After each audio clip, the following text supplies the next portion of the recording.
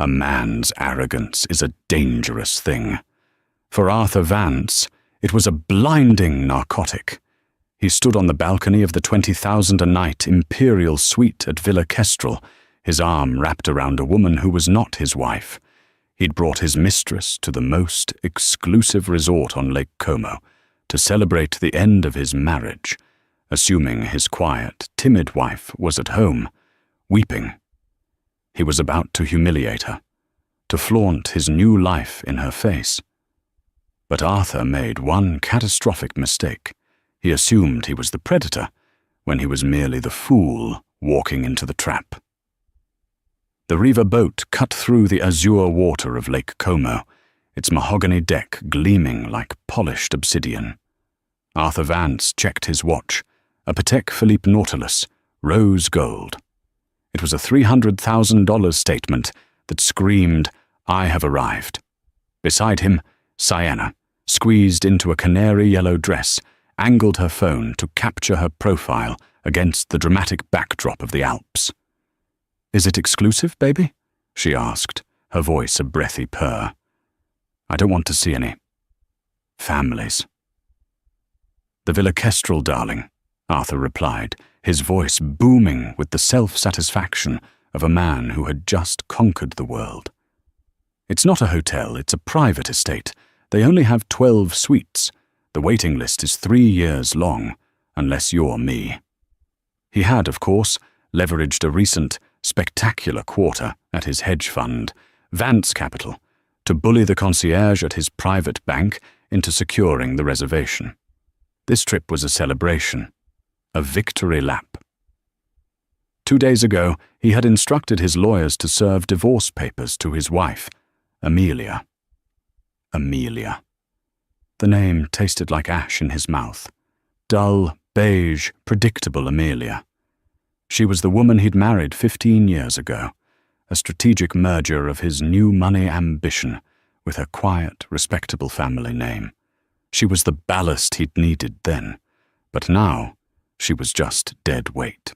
She spent her days managing her family office, a quaint little inheritance he never bothered to look into, and engaging in quiet philanthropy. She was a ghost in his minimalist mansion, a woman who wore cashmere in neutral tones and never, ever raised her voice. Sienna was the opposite. She was loud, demanding, and spectacularly beautiful. She was a living, breathing trophy, a testament to his success. The boat slowed, approaching a stone dock shrouded in ancient wisteria. A man in an impeccably tailored linen suit was waiting. This was Alessandro Bianchi, the general manager. "Mr. Vance, welcome to Villa Kestrel," Bianchi said, his smile polite but lacking warmth. "We have the imperial suite," Arthur announced, not as a question, but as a declaration.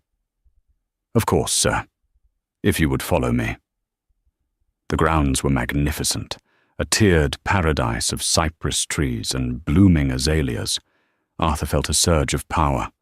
This was his world now. As they were led into the main villa, a converted 17th century palace, Arthur paused. "My bags," he snapped, gesturing back toward the dock.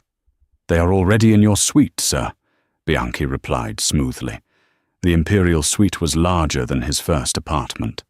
It was a sprawling expanse of marble, frescoes, and modern Italian furniture, with a private terrace that seemed to float over the lake. "This will do," Sienna said, flopping onto a chaise lounge and immediately starting a video for her followers.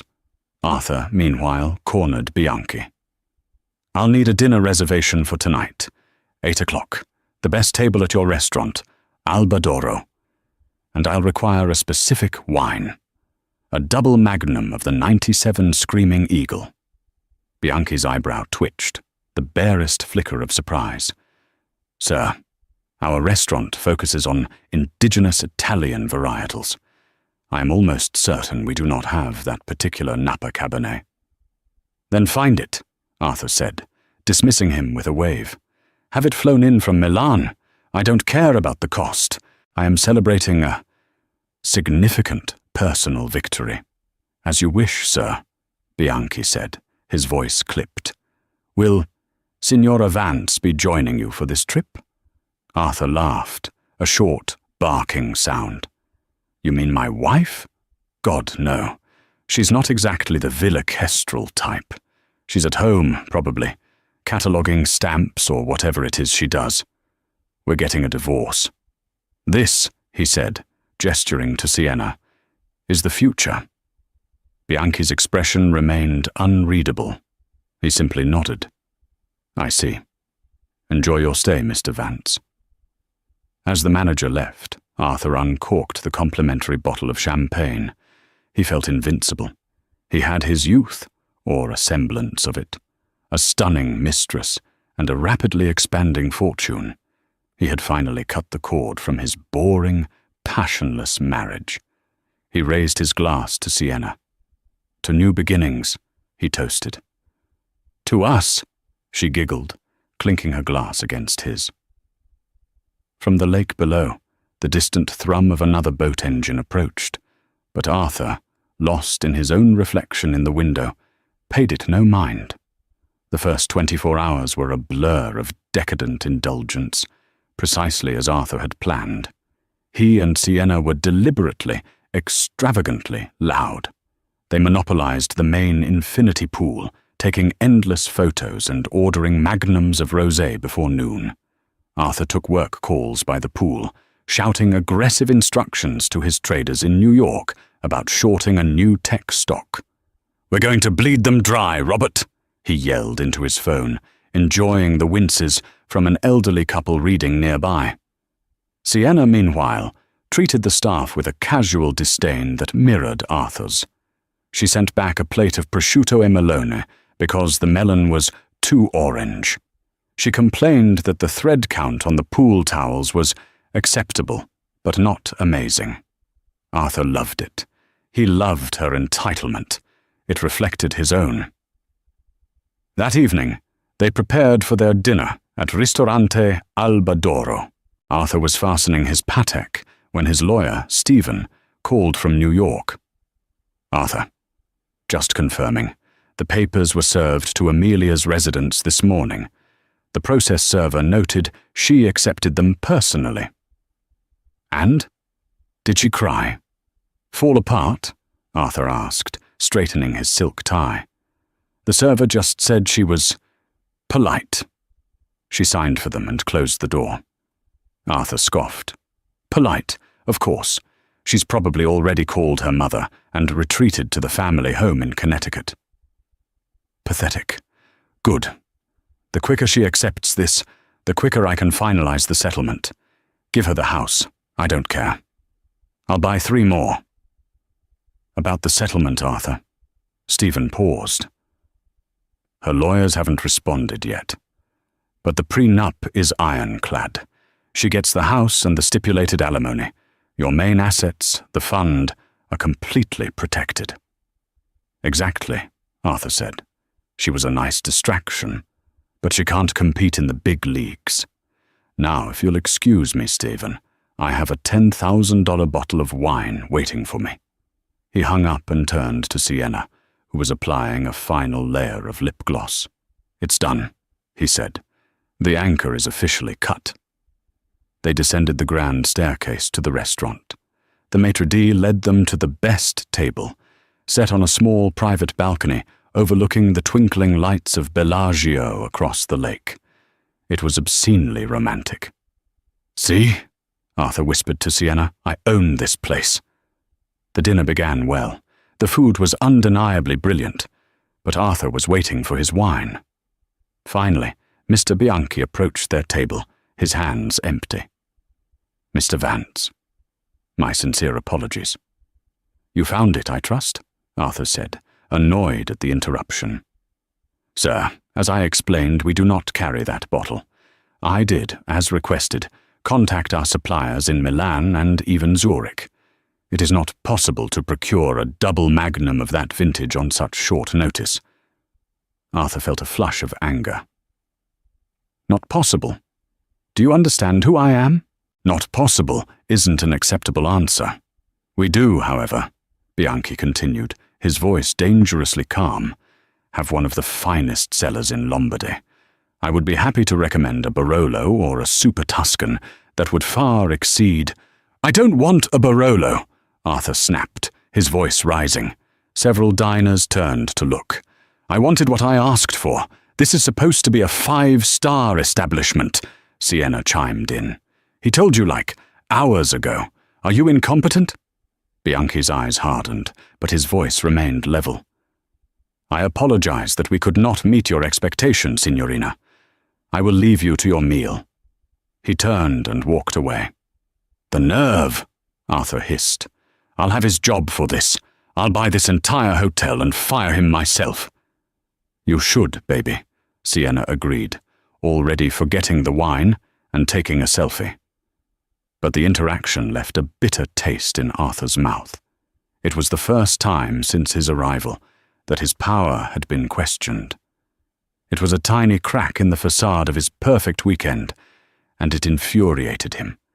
He felt a prickle of unease, a sense that the deference he'd been shown earlier was not awe, but something else. A strained tolerance. He pushed the feeling down, ordering the most expensive other wine on the list and drinking it too quickly. He would not let some jumped-up hotel manager ruin his triumph. The next day, Arthur woke with a dull headache from the wine. He was determined to erase the previous night's slight.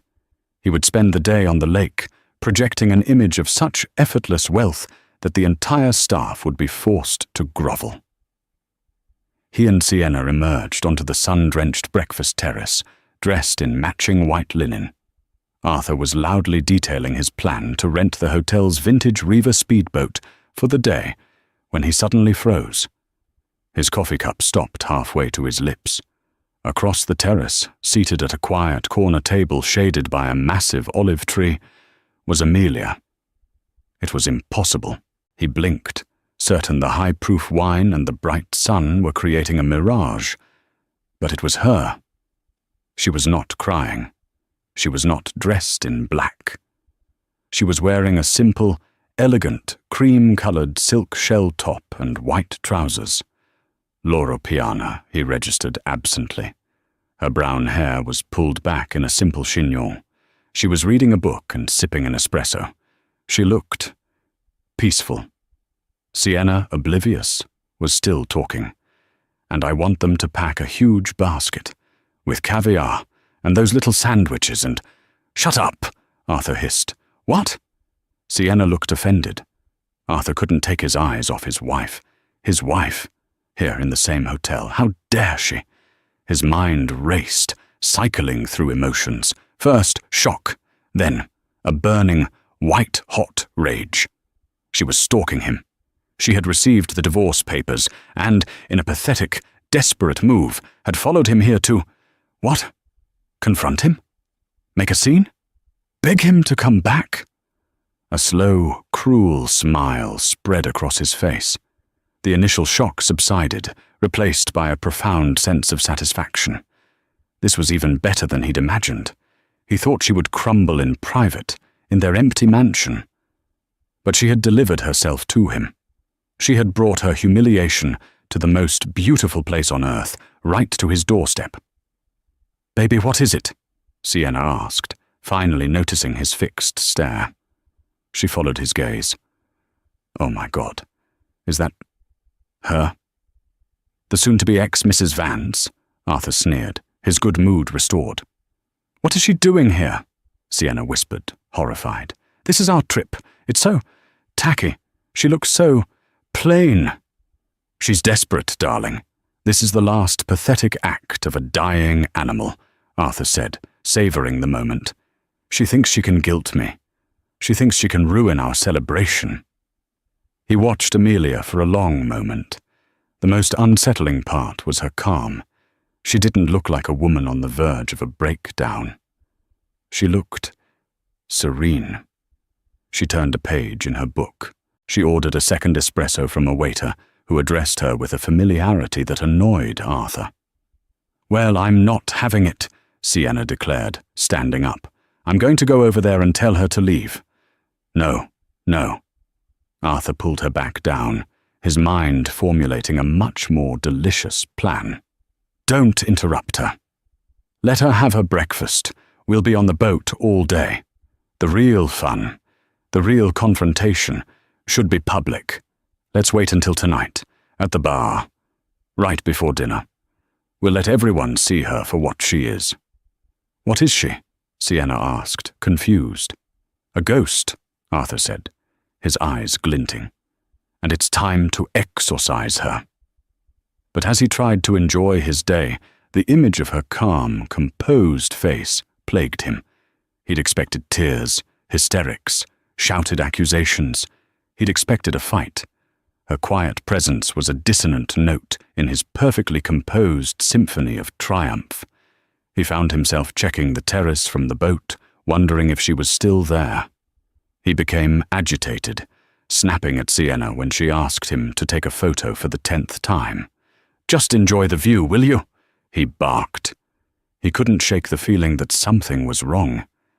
Her being there wasn't just desperate. It was illogical. Amelia hated attention. She hated confrontation. Why would she fly across the world to a place she knew he would be, only to sit quietly and read a book? He dismissed it as the bizarre, irrational behavior of a woman scorned. He was in control. He was the one with the power. And that evening, he was going to prove it. The air at sunset was thick with the scent of jasmine. The hotel's main terrace bar was filling up with the other guests, a German industrialist, a French actress, a Silicon Valley billionaire. It was a crowd of quiet, immense power. This was the stage Arthur had chosen. He and Sienna took a central sofa, ordering the most expensive champagne. He saw Amelia enter the terrace. She was alone.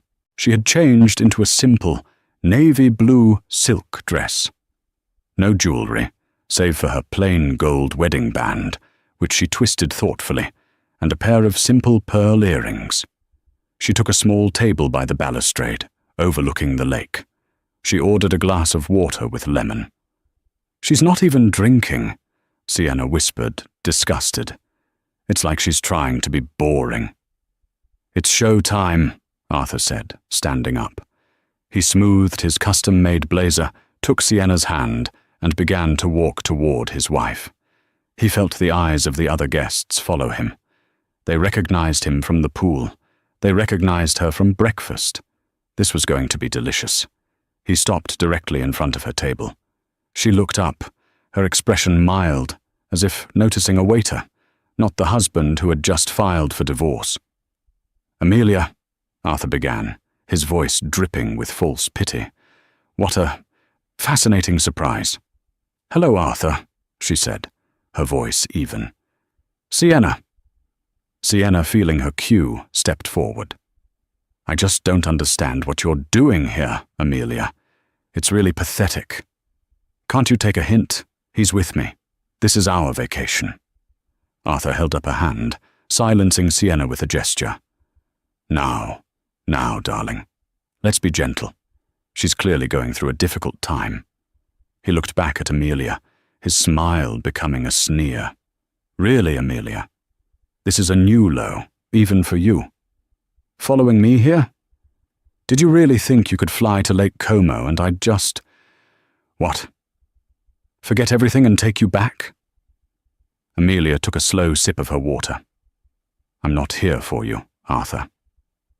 "Oh, please." Arthur laughed, a harsh sound that made the German industrialist look over with annoyance. "Who else would you be here for?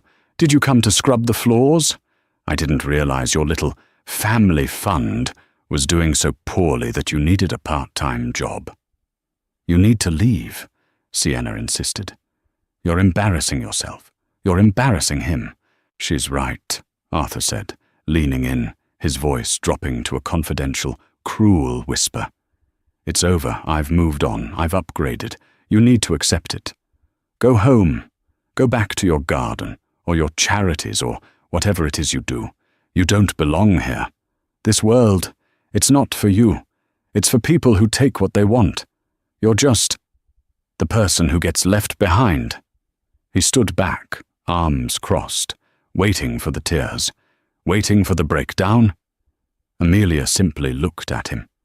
She held his gaze for a full 10 seconds, her eyes clear and steady. There was no pain in them. There was no anger. He couldn't place it. It looked almost like pity. "Are you finished?" she asked. The question caught him off guard. "Am I—" "What?" "Your speech. It was very theatrical. Are you finished?" Before Arthur could reply, Mr. Bianchi, the general manager, appeared at his elbow. His face was a mask of cold professionalism. "Mr. Vance," Bianchi said, his voice quiet but carrying the unmistakable weight of authority. "Ah, Bianchi," Arthur said, turning triumphant. "Perfect timing. It seems we have a trespasser. This woman is not a guest. She is my estranged wife, and she is harassing me.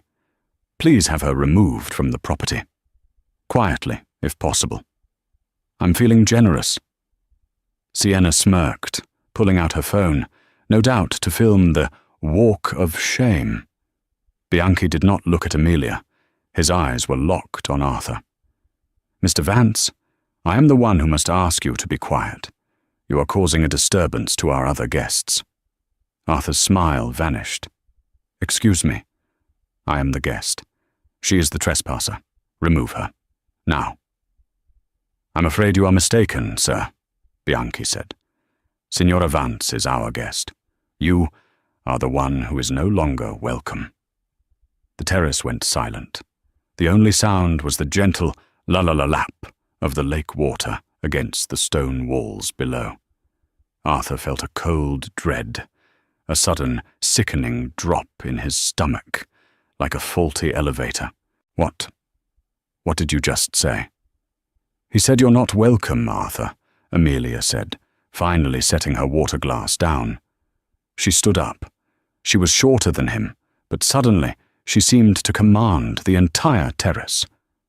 "This is ridiculous," Arthur sputtered, looking around for support. The other guests were pointedly looking away, pretending to be fascinated by their olives. "I have the Imperial Suite. I'm paying $20,000 a night. You can't. Bianchi, are you insane? Do you know who I am?" "I'm afraid I do, Mr. Vance," Bianchi said, "and I am acting on direct orders from my employer."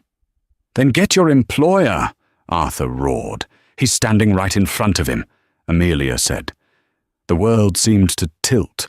Arthur stared at her. He looked at Bianchi. He looked back at her. The dots connected, but the picture they made was impossible. You're not?" "What?" Amelia asked. "A guest? You're right, I'm not. I haven't been a guest here for 6 weeks. She turned to the manager. "Alessandro, how are the new kitchen renovations at Albadoro coming along? I saw the invoices for the new Molteni stoves." "They are performing beautifully, Signora Vance," Bianchi replied, his voice now filled with the warmth that had been absent before. "The chefs are ecstatic. Your choice was, as always, perfect." "Signora Vance?" Arthur whispered. The name echoed in his ears. Bianchi had used it before, at the dock, but he'd assumed. "I bought it, Arthur," Amelia said, her voice flat as if discussing the weather. "The Villa Kestrel, and the 2 smaller properties in Tuscany, and the vineyard in Piedmont. My quaint little family office, as you called it, decided to expand its hospitality portfolio. This," she gestured to the stunning villa around them, "is one of its smaller, more recent acquisitions." Arthur's mouth opened and closed. No sound came out. You're lying," he finally managed to say. "This is a joke, a sick, twisted joke." "Am I?" Amelia reached into her Bottega Veneta clutch and pulled out a single key card. It was a heavy, black metal card. "This is the master override. It opens every door in this hotel, including, I believe, the Imperial Suite. She turned to Bianchi. Alessandro, Mr. Vance, and his guest will be checking out immediately. Wait!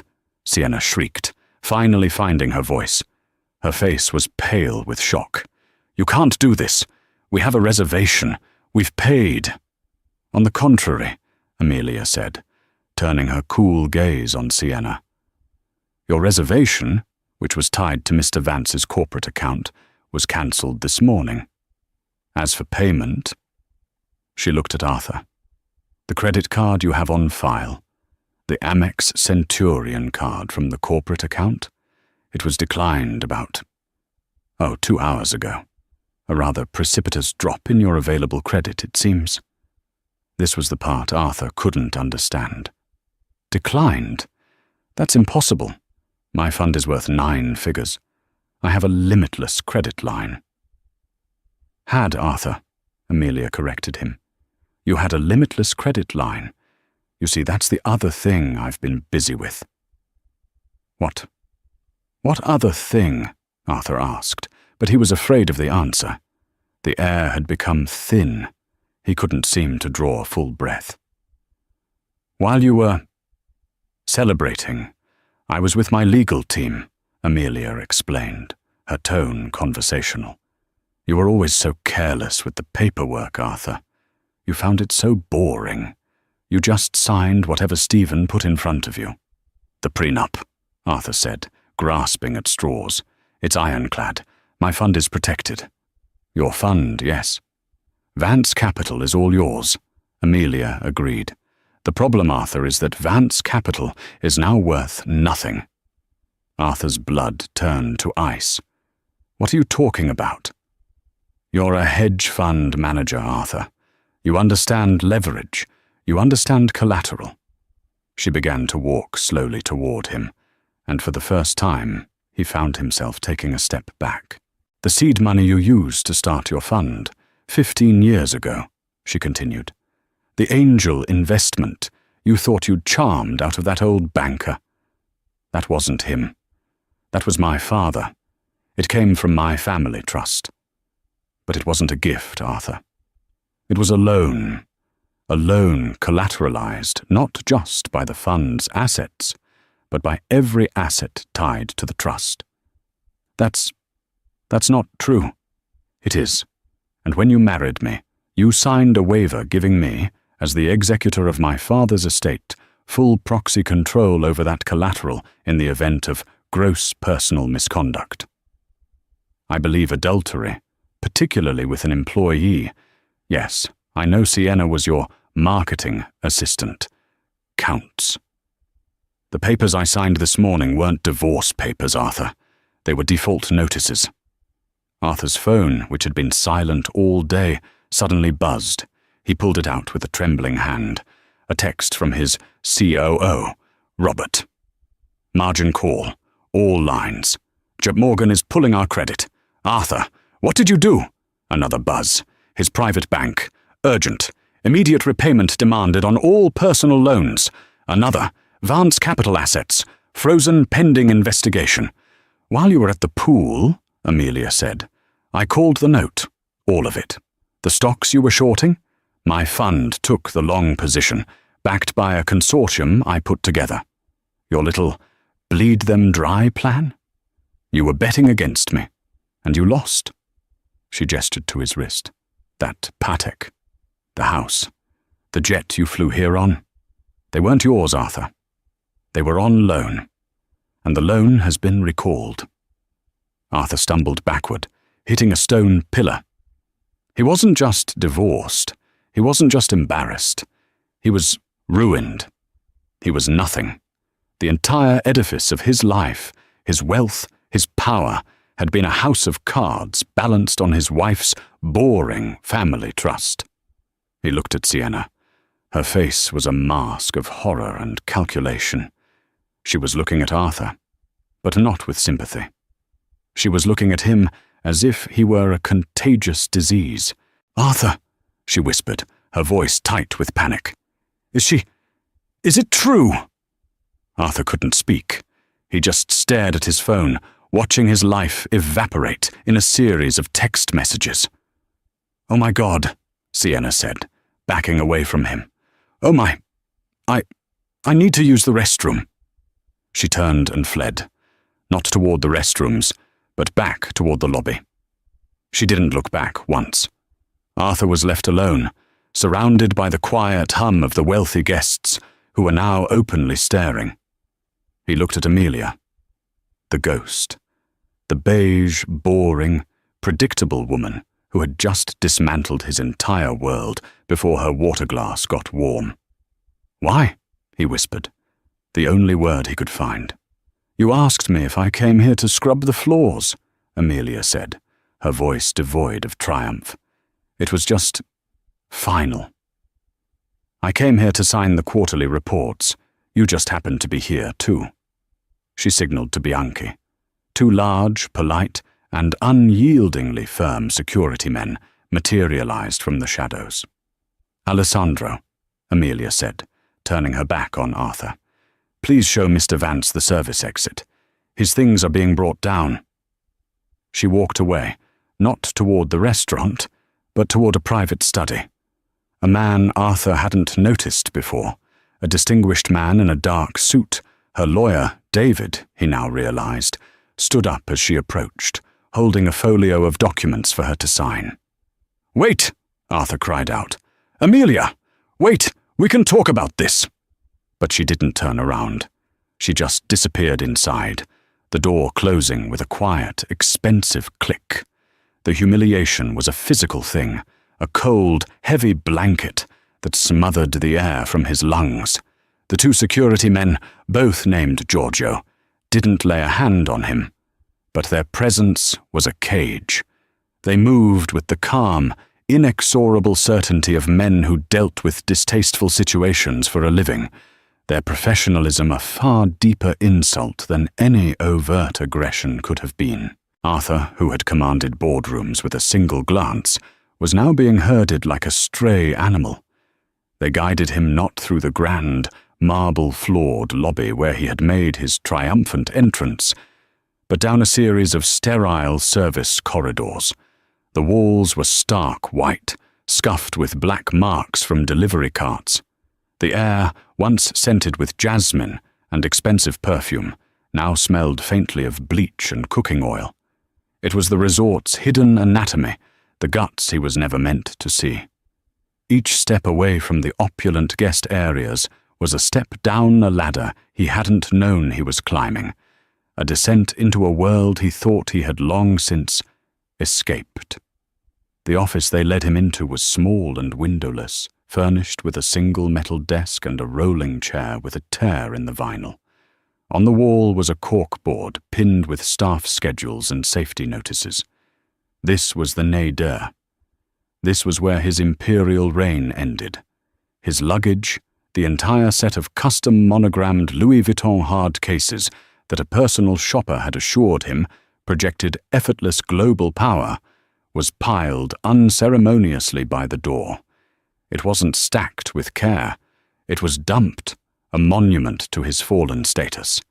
A junior staff member, a young man named Luca with nervous eyes and a carefully neutral expression, was waiting for him. He studiously avoided looking directly at Arthur, focusing instead on a tablet he held with both hands. "Mr. Vance," Luca began, his voice barely above a murmur. Arthur's instinct, the snarling, cornered reflex of a deposed king, was to lash out. "Don't you Mr. Vance me! Get Bianchi down here! Get me the owner! This is an outrage!" Luca flinched but held his ground. The Georgios, standing by the door, shifted their weight ever so slightly, a silent reminder of the new reality. Luca's refusal to engage, his adherence to protocol, was another wall Arthur couldn't breach. He was no longer a guest to be placated. He was a problem to be processed. "I need you to sign here, sir," Luca said, extending the tablet. "It's a receipt for your personal effects, acknowledging that you have taken possession of them from the property." Arthur stared at the screen. The list of his own belongings felt like an indictment. 1-1 Patek Philippe watch, rose gold. 1 pair of Loro Piana driving loafers, 3 bespoke Brioni suits. It was an inventory of his ruin. He snatched the stylus, his hand shaking with such violent tremors that his signature was a jagged, illegible scar across the screen. He shoved the tablet back at the boy. Luca took it, his eyes flicking down for a moment. He seemed to steel himself for the next part. "Sir, your associate, Miss Sienna. She left a message for you." A flicker of something pathetic and desperate ignited in Arthur's chest. Hope. Maybe she'd had a change of heart. Maybe she was waiting for him, had arranged a car. Maybe this was all a terrible misunderstanding. "What is it? Did she get a taxi? Where is she?" Luca swallowed, his gaze fixed on a point on the wall just over Arthur's shoulder. She said, and these were her words, sir, "Do not contact me. Ever." The words struck Arthur with the force of a physical blow. Ever. Not "I'm sorry," not "I'll call you," but a final, brutal severing. He saw her now with horrifying clarity, not as a partner, not even as a mistress, but as a parasite that had just detached itself from a dying host. He had seen her as a prize he had won. She had seen him as a position she had temporarily occupied. As if to twist the knife, Luca slid a small, sealed envelope across the desk.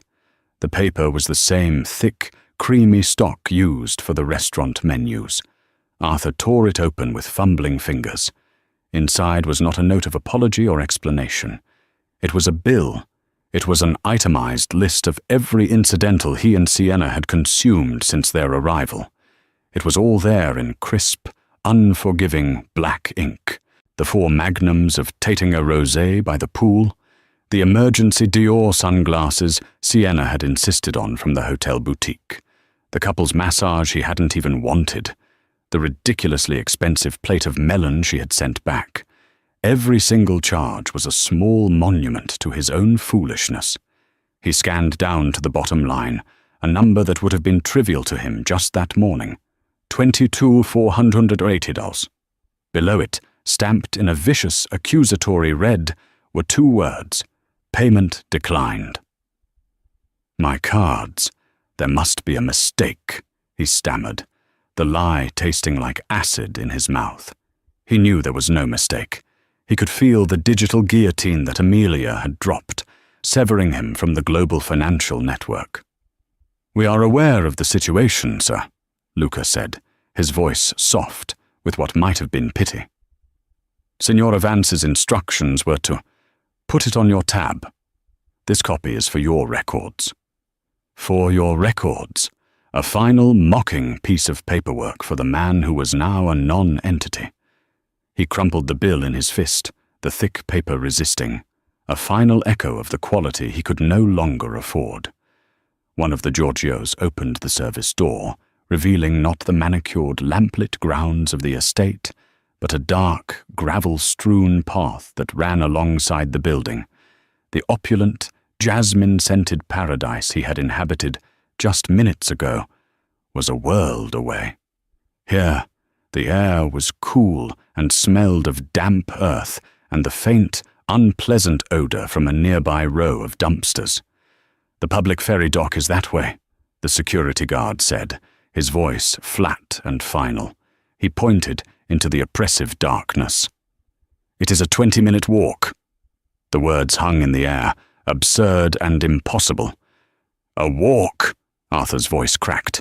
"You can't be serious. I need a car. Call me a taxi. A boat. I'll pay," he added, the words hollow even to his own ears.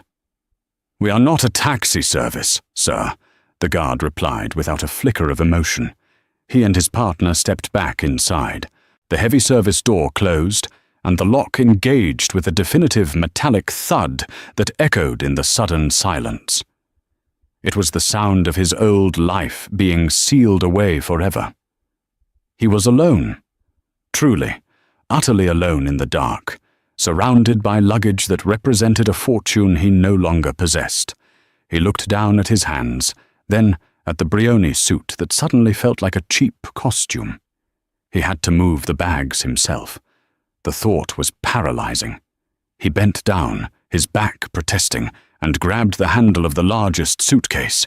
It was incredibly heavy.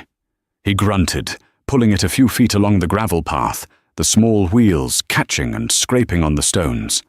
He had to stop, breathing heavily, sweat beading on his forehead. He set off on the long, humiliating walk, dragging the suitcase behind him, its rattling wheels the only sound accompanying his ragged breaths. The path was uneven, and he stumbled twice, his thin-soled loafers offering no protection against the sharp stones. Each painful step was a fresh humiliation. From above, he could hear the faint, elegant sounds of the world he'd been ejected from. The sophisticated murmur of conversation, the clinking of glasses, the soft strains of a string quartet playing on the terrace.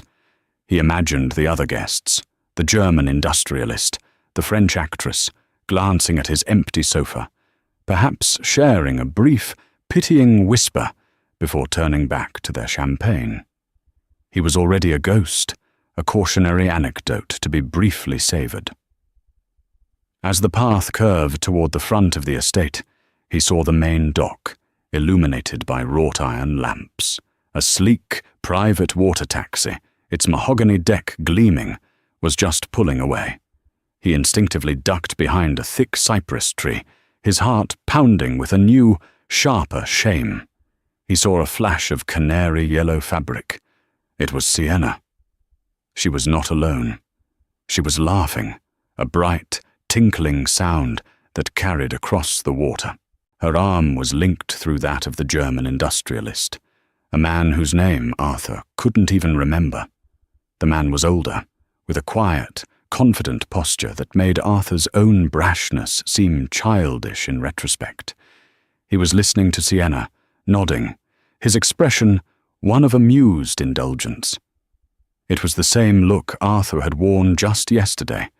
He was watching his own part being recast in real time. Sienna leaned her head on the man's shoulder, looked up at him with wide, adoring eyes, and then they were gone, the boat accelerating into the darkness, leaving a shimmering wake on the black water. She hadn't even glanced back. Arthur felt a wave of nausea. He leaned against the rough bark of the tree, the reality of his situation pressing down on him. He hadn't just been a provider, he had been a stepping stone, a temporary convenience. His grand romantic narrative had been nothing but a business transaction, and his contract had just been voided. He finally stumbled out of the darkness onto the ferry dock. It was nothing like the polished private marina of the villa.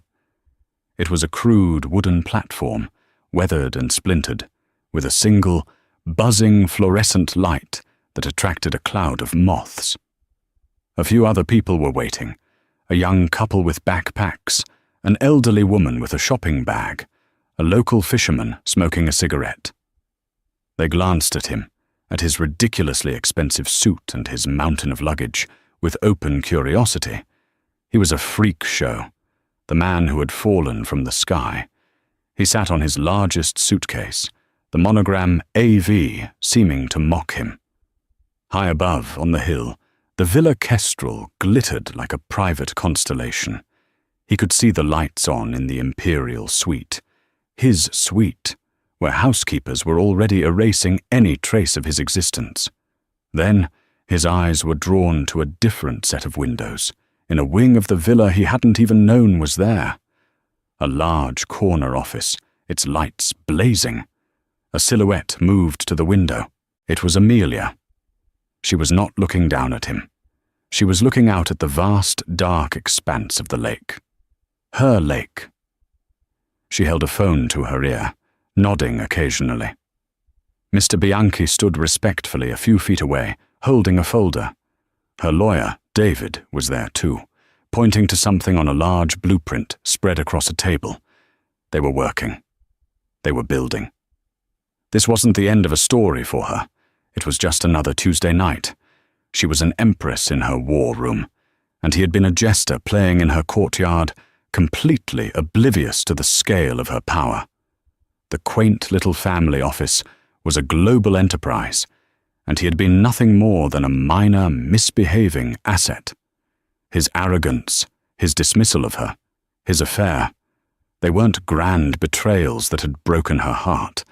They were simply liabilities on a balance sheet, and she, the consummate manager, had finally liquidated them. The ferry's horn blared, a loud, ugly sound that startled him. The boat, a large, functional, and entirely unglamorous vessel, churned toward the dock. He stood up, his legs stiff, and began the laborious process of hauling his luggage aboard, bumping into the other passengers, muttering apologies that felt foreign on his tongue. He found a hard plastic bench on the open-air deck and collapsed onto it. The engines rumbled to life, and the ferry pulled away from the shore. He watched as the lights of the Villa Kestrel grew smaller and smaller, until they were just another sparkle on the horizon. The cold wind whipped across the water, chilling him through his thin suit jacket. He put his head in his hands, the crumpled, useless bill still clutched in his fist. He hadn't just been checked out. He had been rendered obsolete. He had been erased. And as the boat chugged across the dark, indifferent water, Arthur Vance, for the first time in his life, began to weep. The ferry thudded against the pilings of the Como town dock, a jarring, unceremonious arrival that vibrated through the cheap plastic bench and up into Arthur's bones. The other passengers, the backpackers and the locals, surged to their feet, eager to get home.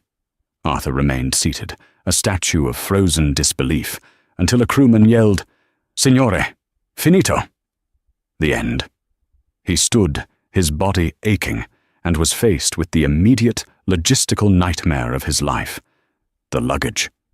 He wrestled the bags onto the dock, one by one, a sweaty, grunting spectacle. His hands, accustomed to signing 9-figure deals, were now raw and blistered from the unaccustomed manual labor. The other passengers flowed around him, a river of normal life parting around a rock of opulent misery. No one offered to help. They just stared at the man in the $5,000 suit, now streaked with grime from the ferry deck, who looked like a refugee from a world they only saw in magazines. He was on the brightly lit promenade. It was late, past 11, but the Lungolago was still alive with people strolling, eating gelato, their laughter echoing across the water. It felt like a personal attack. He lined his suitcases up on the pavement like soldiers in a lost cause. He needed a taxi. He needed a hotel. He needed to think. A taxi pulled up. Arthur raised his hand, a gesture he had performed 1,000 times. The driver got out, looked at the mountain of luggage, looked at Arthur, and sighed. "Dove? Where?" "Hotel." Arthur's mind went blank, then latched onto the only other name he knew, a name from his old life. "Hotel Via d'Este, in Cernobbio." The driver's eyes widened, then narrowed. Via d'Este. He whistled, a low, appraising sound. This was a fare worth having. He began, with surprising efficiency, to load the bags into the minivan's trunk, a puzzle of leather and brass. Arthur climbed into the back seat, sinking into the worn upholstery. The car smelled of stale tobacco and pine-scented air freshener. The drive was silent. Arthur stared out the window as they left the town centre and wound along the lake's edge. He saw the grand, gated entrances to other villas, worlds of light and power he had, just hours ago, belonged to. He was in a daze, a state of profound shock that insulated him from the full, crushing weight of his reality. He was operating on the muscle memory of wealth. He would get a room, call Stephen in the morning, and this nightmare would be sorted out. Amelia had made her point.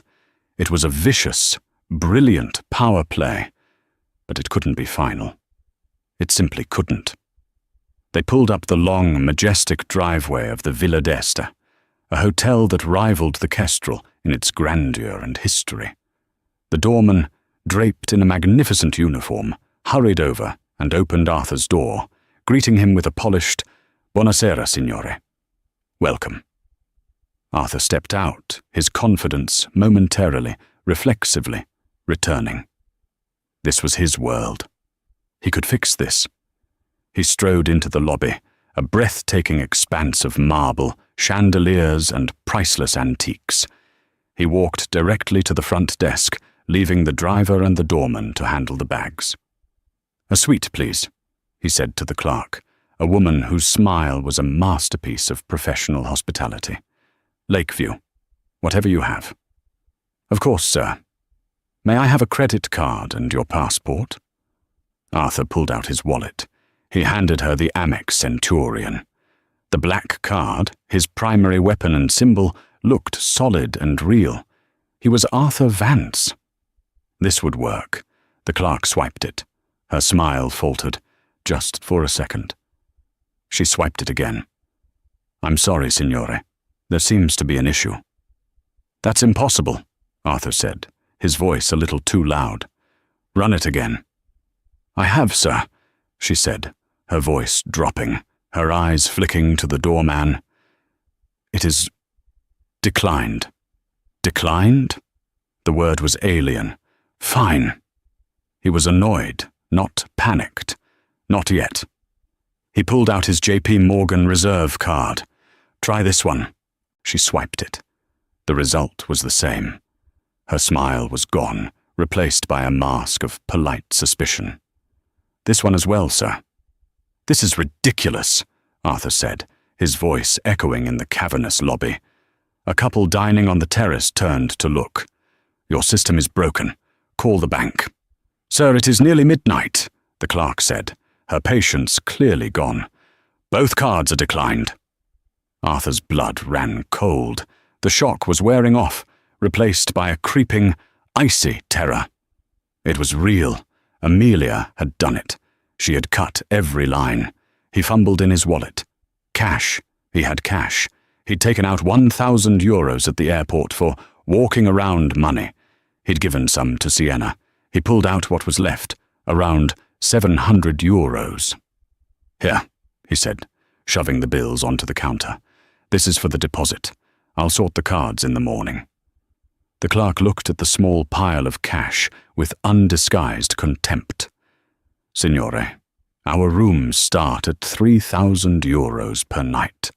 This is not sufficient for a deposit, or even for one night. But I just need a room. I'm afraid we have no availability for you, sir," she said, the final polite words of execution. A discreet signal, and a security manager, not a doorman, was suddenly at Arthur's elbow. "Sir, if you would please come with me." He was escorted back outside. The doorman, his face now a mask of disdain, was pulling his last suitcase from the taxi. The driver stood by, his arms crossed, his expression furious. "My fare," the driver snapped. "To Cannobio. And the weight, 120 euros. Arthur stared at him.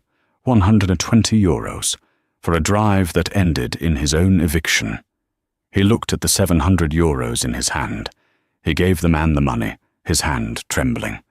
The driver counted it, handed back a few coins, got in his cab, and sped off, leaving Arthur alone on the curb, a pariah at the gates of paradise.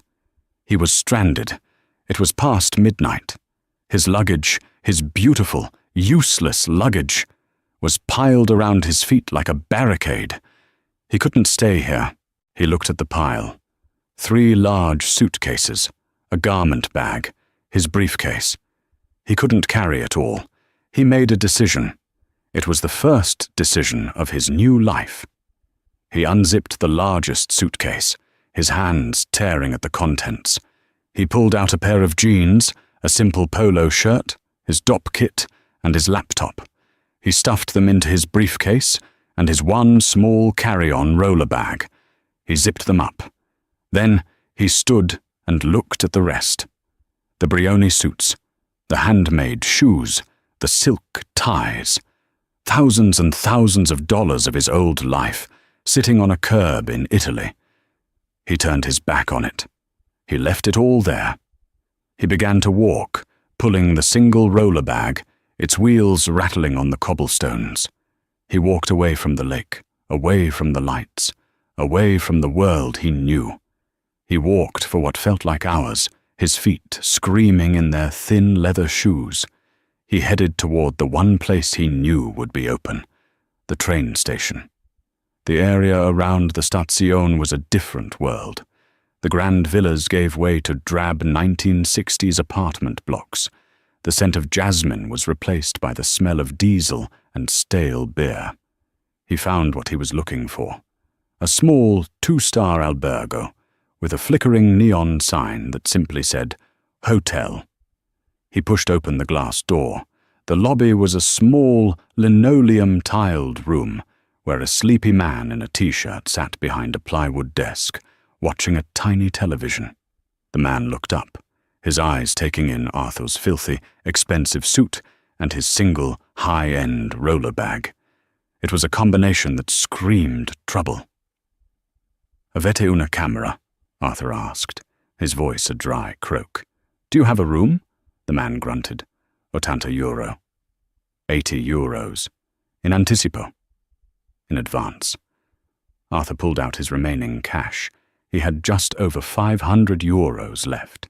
He peeled off the notes and handed them over. The man took them, counted them, and pushed a physical key across the desk. It was attached to a large red plastic fob with the room number 3B written on it in faded marker. Terzo piano, the man said, gesturing to a tiny, coffin-like elevator. The elevator shuddered its way to the 3rd floor, the smell of stale cigarettes thick in the air. He found room 3B. The key barely worked in the lock, but after a struggle, the door swung open. The room was a cell. It was dominated by a lumpy double bed covered in a thin, brown and orange bedspread. A single bare bulb hung from the ceiling. The bathroom was a tiny plastic cubicle with a flickering fluorescent light that buzzed like an angry insect. The single window looked out not onto the lake, but onto a narrow, dark alley, where he could hear the clatter of bins and a distant argument in Italian. Arthur walked in. He let the roller bag drop. He didn't turn on the main light, leaving the room in the dim glow from the alley. He sat on the edge of the lumpy bed. The springs squeaked in protest. He was alone. He was in a cheap hotel near a train station. He had 500 euros to his name. He caught his reflection in the cheap, warped mirror hanging on the wall. He saw a stranger, a disheveled, hollow-eyed man, his face pale with sweat and fear. The arrogant king of Lake Como was gone. In his place was this terrified creature. His Patek Philippe still glowed on his wrist. He pulled out his phone. He tried to call Stephen, his lawyer, straight to voicemail.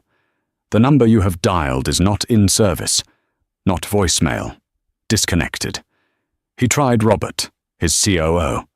This number is no longer active. He tried his private banker. Disconnected. Amelia hadn't just frozen his assets. She hadn't just called his loans. She had systematically dismantled his entire support structure. The lawyers, the bankers, the executives, they were loyal to the money, and the money was hers. He was excommunicated. He stared at the Patek on his wrist. It was worth, what? $300,000? It was the only thing of value he had left. It was his last life raft. He unclasped it, the rose gold suddenly feeling impossibly heavy, almost obscene, in the squalor of the room. He placed it on the chipped laminate nightstand. The quiet, elegant tick, tick. Tick of its movement was the only sound in the room, a relentless, indifferent clock counting down the seconds of a life that had already expired. Thank you for joining us for this story.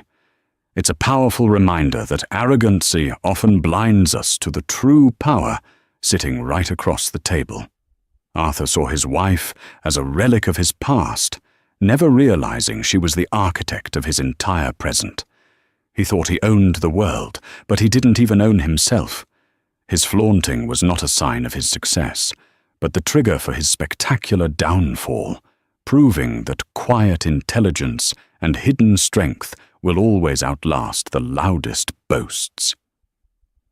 What did you think of Amelia's revenge?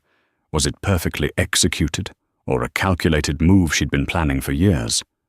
Let us know your thoughts in the comments below. If you enjoyed this story and want more tales of dramatic justice and incredible twists, please hit that like button, share this video with someone who loves a good story, and most importantly, click subscribe and turn on all notifications. We have new stories dropping every week, and you won't want to miss what happens next. Millionaire's mistress left lipstick on his collar. His pregnant wife saw it and invited them both to dinner. No one in the opulent halls of the Harrington mansion ever suspected the tranquil facade would crumble so disastrously on a single evening. Yet, in the hush of a candlelit dining room overlooking the rolling hills outside Seattle, 3 lives converged in a storm of secrets, betrayal, and simmering vengeance. Mark Harrington, heir to a billion-dollar real estate empire, returned home one fateful night with an all-too-obvious trail of crimson on his crisp white collar. His pregnant wife, Carolina, noticed immediately. Instead of anger, she issued a gracious yet cryptic invitation. Both Mark and his mystery lover would dine with her together. It all began on a cool October evening, when the skies loomed grey over Seattle, drenching the city in a constant drizzle. The Harrington estate, a gleaming testament to old money and modern excess, rose from the gloom, all white walls and towering windows set behind wrought iron gates. It was the ancestral seat of the Harrington family, who had made their name in real estate, tech investments, and more philanthropic endeavors than the average Seattle socialite could count. At its heart resided Mark Harrington, the 35-year-old scion who married the stunning Carolina Cruz just a year prior. In one fell swoop, their wedding had blended West Coast aristocracy with old-world Cuban charm.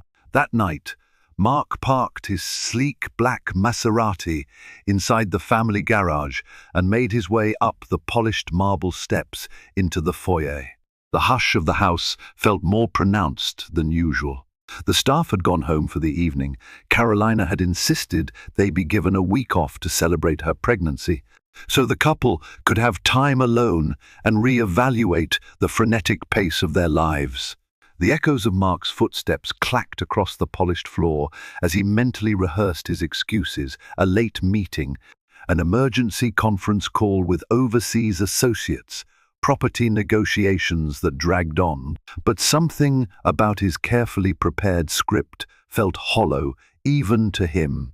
As he passed the enormous gilt-framed mirror in the foyer, a pang of anxiety flared in his chest. He saw the faintest, damning slash of red across his pristine white collar. Lipstick. He cursed under his breath, scrubbing at the mark with his thumb, but the smear only brightened, a stark symbol of his indiscretion. His mistress, Rachel Martinez, had pressed a hasty goodbye kiss to his shoulder as she slipped out the door of her downtown penthouse, and he'd been too distracted to notice. By the time he reached the living room, the silence felt suffocating. He sensed Carolina's presence before he saw her. She stood by the floor-to-ceiling windows, overlooking the sloping gardens, tall, graceful, dressed in a pale silk robe that clung to her 4 months pregnant figure. Her long, dark hair spilled in gentle waves down her back. She glanced over her shoulder, eyes scanning him with a level, knowing gaze. "Mark," she greeted softly. I waited up. His heart knocked painfully in his chest. "I'm sorry, darling. Work ran late." "Oh?" Her tone was mild, but her lips curved in the faintest of smiles. She gestured for him to come closer. "Let's go sit. You look tired." He hesitated a fraction of a second, afraid she would notice the lipstick or smell the faint perfume that wasn't hers. But, perhaps foolishly, he followed. They settled on a plush white sofa, an inheritance from Carolina's mother that had come all the way from her family's ancestral home in Cuba. For a few moments, they discussed innocuous subjects, the baby's kicking, the color scheme for the nursery, Mark's father's upcoming birthday. Mark tried to regain his composure, carefully steering the conversation, but the hush that fell in between carried 1,000 unspoken truths. Finally, Carolina trailed her delicate fingers over his collar. The world spun on its axis. She rubbed at the incriminating smear of crimson and then looked into his eyes without a hint of rage. "Is that lipstick?" she asked, her tone as smooth as polished stone. Mark's heart hammered. 1,000 excuses, all worthless, fought for release. Should he feign ignorance? Should he blame a colleague's playful prank at a late-night meeting? His mind spun, but something about Carolina's composure was more unsettling than any anger. "It must have," he began, but his throat felt like sandpaper. "I'm sorry." She gazed at him for a long, piercing moment. Then, in an elegant movement, she stood, the robe lightly swaying around her legs. "There's no need for excuses, Mark. I can see what it is." Mark stared at her in dread, waiting for the explosion. But instead she drew a steady breath and said, "I think we should have dinner together. You, me, and her." He blinked. A wave of confusion crashed over him. "What are you talking about?" "Your mistress," Carolina murmured. "She's obviously important enough for you to risk everything. Let's invite her here to the house. Tomorrow night, perhaps. I'd like to get to know the woman who leaves a mark on my husband's collar." The measured calmness in her voice unnerved him more than any screaming match would have. Mark had never seen his wife, proud and fiery as she was, so icily resolved. "Why?" he whispered. "You owe me this courtesy, don't you think?" she responded, her tone never wavering. Then, laying a gentle hand on her abdomen, she added, "I'm not just your wife. I'm the mother of your child. Don't you think I have a right to understand who else is in our lives?" Mark's mind reeled. He was equal parts terrified and mystified. There was a part of him that wanted to believe she was bluffing, that she would break down crying or fling accusations. But Carolina had always been a woman of surprises. He nodded weakly, still unable to form a coherent argument. "Tomorrow," she repeated, "dinner at 7. And with that, she turned, leaving him alone in the hush, with only the smell of her faint jasmine perfume and the echo of her steps to remind him she was anything but naive. Rachel Martinez sank into her designer leather sofa, scrolling anxiously through her phone. She was 28, with striking almond eyes, dark hair cut into an immaculate bob, and a fierce ambition that had propelled her from a modest background to the cusp of wealth. Born in Sacramento, she moved to Seattle in her early 20s, determined to break into the upper echelons of society. Her method was as old as time. She set her sights on a powerful man. Mark Harrington proved just the prize, a man who'd inherited a real estate empire worth billions. Their affair began innocently enough. They met at a charity gala hosted by the Seattle Art Museum. Introduced by a mutual acquaintance, Pamela Jenkins, an up-and-coming philanthropist who had an eye for matchmaking profitable liaisons. In the swirl of cocktails, Rachel's cunning magnetism drew Mark in. She knew exactly how to flatter his ego. One drink led to another, and soon they had exchanged more than polite conversation in the museum's courtyard under the moonlight. Rachel wasn't foolish. She understood the danger. Mark was newly married, his wife pregnant with their first child. But Rachel convinced herself that Mark was nothing more than a rung on the ladder, a convenient sponsor who could help her open doors in the city's most exclusive circles. Yet, as nights of secret passion accumulated, she found herself increasingly enthralled by him. For once, it wasn't just about the money. She began to imagine what it would be like to stand beside him in public. Would he ever leave his wife? Could he?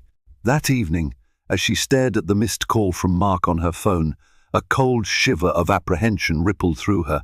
They'd parted ways earlier in the night, but something in Mark's voice message rang ominous. She pressed play and listened to the short, tense request. "Rachel, please call me back. We need to talk now. Carolina wants you to come to dinner tomorrow. She knows. Please, just call me." Her heartbeat stumbled.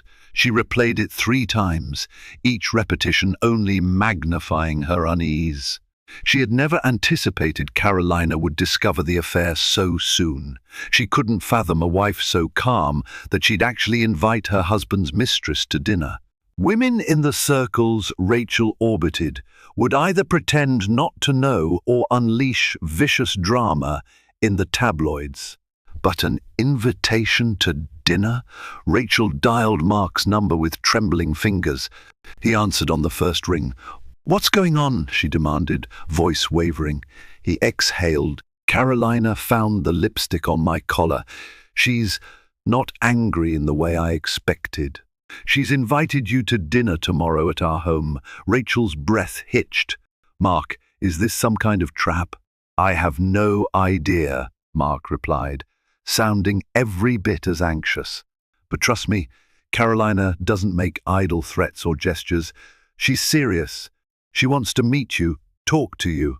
Silence fell. Rachel's mind spun with how disastrous this could become for her carefully laid plans. If she refused, Carolina might destroy her socially.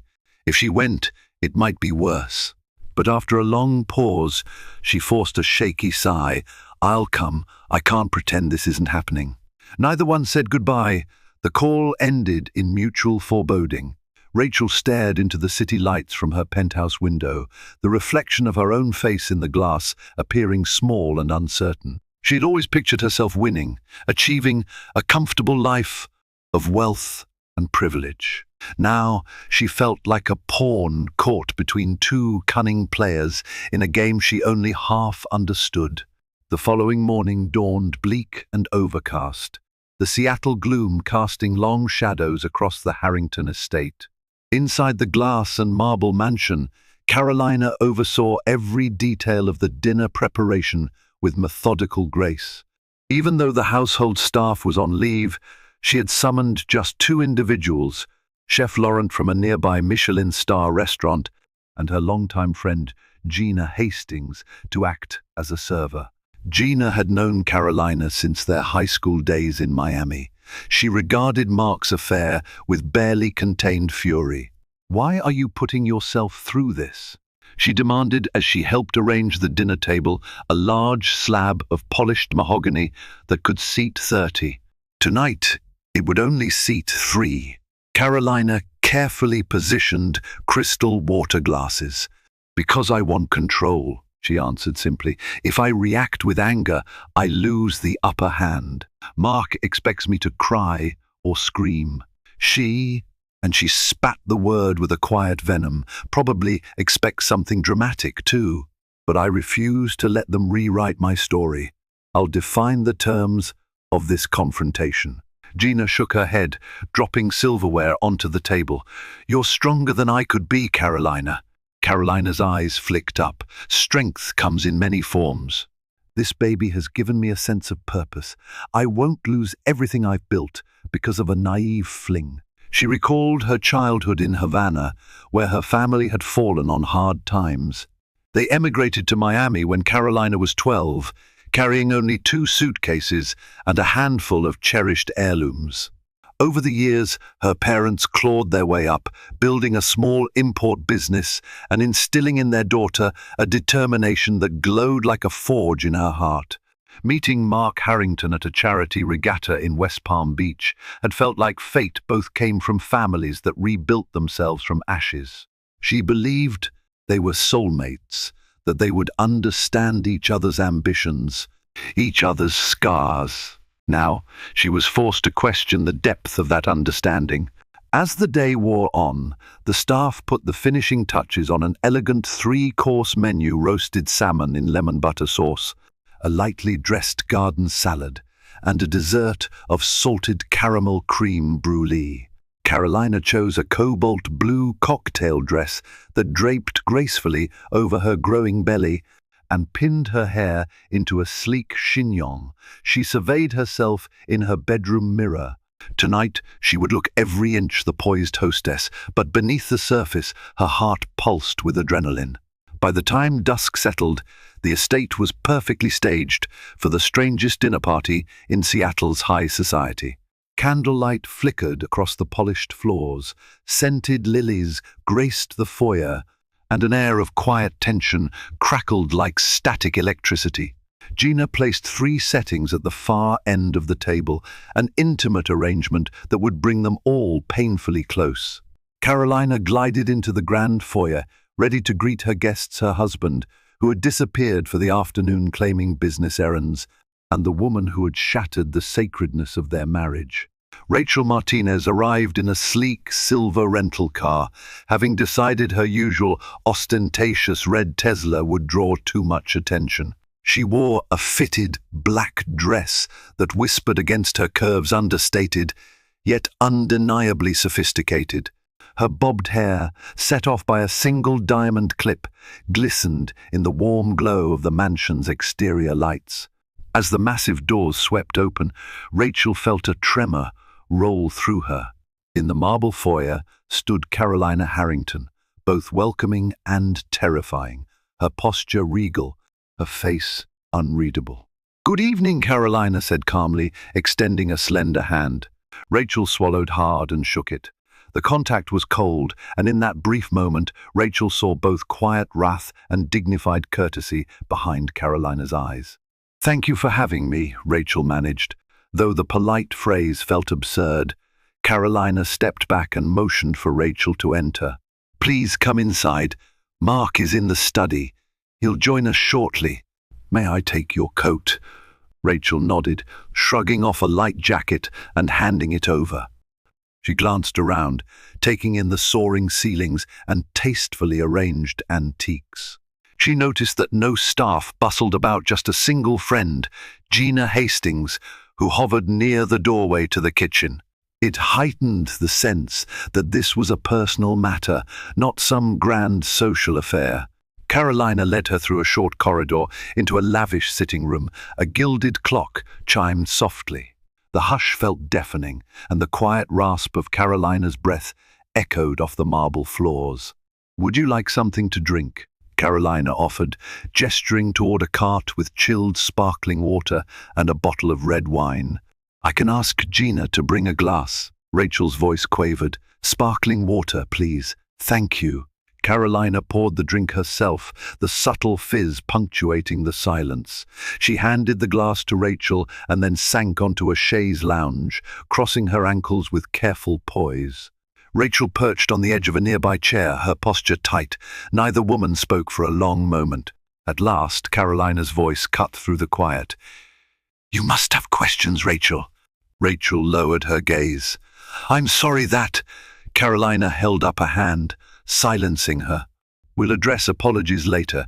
She inhaled and continued. "I want to know what you intend. What does this relationship with my husband mean to you?" It was such a direct question that Rachel's mouth went dry. She wanted to say she and Mark were deeply in love, that Carolina should step aside. But she couldn't form the words. She sensed that Carolina was no fragile victim. Instead, she forced out, "I care about him, but I never meant to." Carolina's gaze flicked toward her belly. "You never meant to what?" she repeated, her tone chillingly controlled. Rachel hesitated. "I never meant to hurt you or come between you, especially now that you're expecting. It just happened." Carolina's lips compressed. A wry smile quivered at the corners. "Things like this never just happen. They're choices, step by step, little betrayals, until a line is crossed." A tense hush fell. The friction in the air felt alive, buzzing with the weight of unspoken fury. Rachel braced for an onslaught of accusations, cursing, or perhaps even a tearful meltdown. But Carolina simply nodded, as if she already knew the answers. They both turned as footsteps echoed in the hallway. Mark appeared in the doorway, his expression grim. He took in the scene, his wife and his mistress, seated in polite conversation like mere acquaintances. It felt surreal. "Hello, Rachel," he said, clearing his throat. "Thank you for coming." She stared at him, her pulse roaring in her ears, uncertain how to respond. Carolina stood, gliding across the room to place a hand on her husband's shoulder. She seemed to weigh him in her glance, as if deciding whether he was worth defending or condemning. "Let's move to the dining room," she announced. "Dinner is served." Dinner was a meticulously choreographed performance of civility. The dining room was bathed in soft candlelight, the table set for three, close enough that they could see every flicker of emotion in each other's eyes. Chef Laurent had prepared the meal to perfection, but no one appeared to have much appetite. Carolina eased herself gracefully into her seat, her pregnancy more apparent now under the tight fabric of her dress.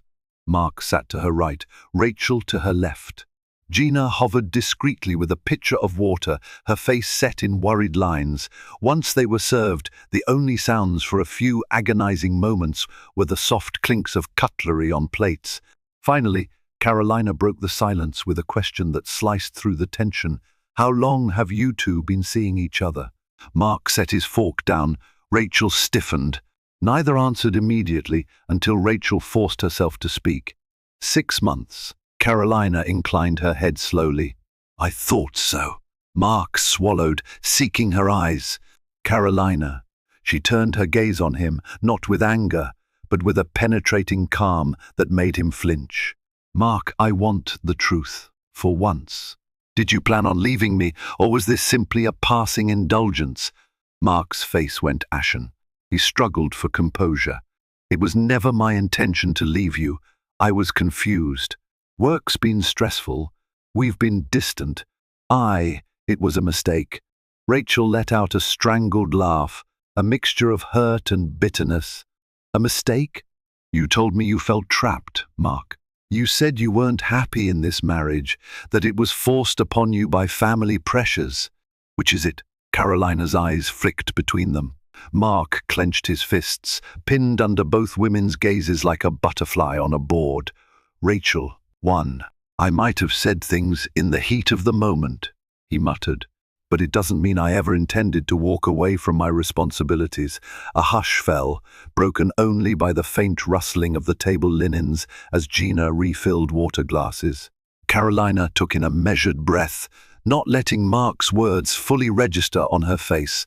She had feared heartbreak, but the reality of hearing these admissions, he felt trapped. He whispered sweet nothings to another woman, cut deeper than any open wound.